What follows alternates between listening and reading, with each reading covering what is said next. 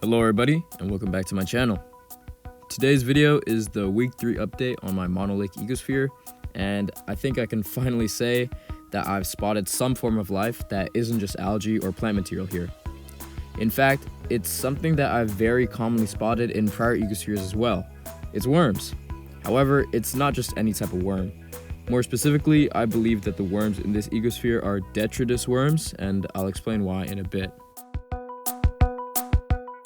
First, however, I was just looking around my ecosphere without the camera and noticed that it had gained a very odd yellowish brownish tint once again. So this let me know that something had definitely changed within the ecosphere throughout the week. When I dived in with my microscope, however, I wasn't able to find much.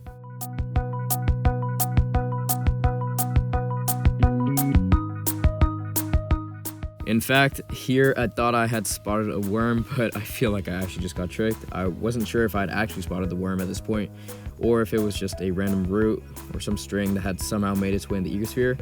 Regardless, I kept my microscope on it, hoping for some sign of movement or life. Nevertheless, it never really came, so my search for microorganisms kind of continued from here.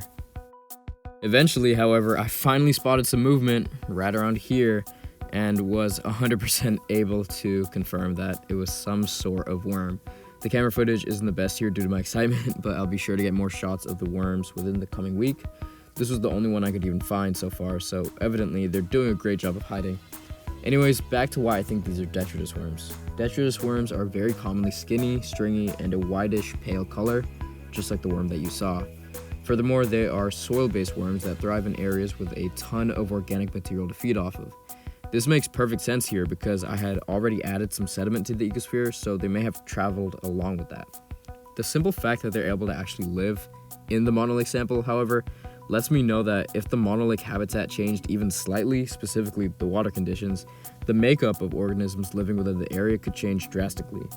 Especially with climate change rapidly increasing the temperature of water bodies, their pH often drops, so if monolake having a pH of 10 suddenly experiences a temperature rise and a subsequent pH drop, this could have severe effects on the organisms actually present. Even slightly changing the water conditions in my case lets some organisms survive. So a major change due to global warming may be disastrous.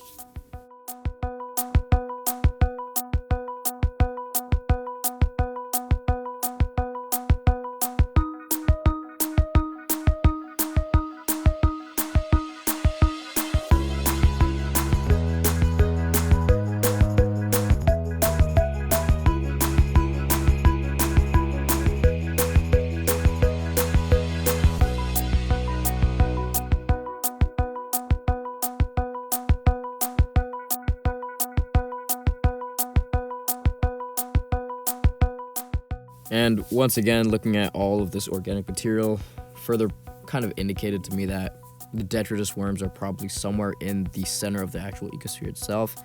I think some occasionally like to cling onto the glass as well, but that wasn't really spotted here.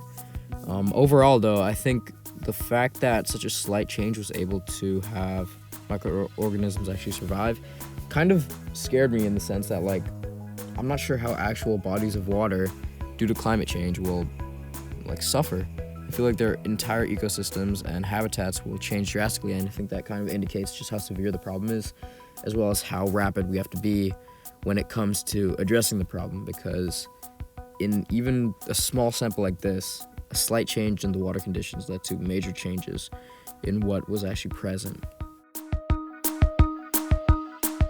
And for the rest of this video, it's just more microscope shots, just allowing you to kind of spot some of the stuff within the ecosphere, some of the stuff that I found just most interesting to just look at and observe.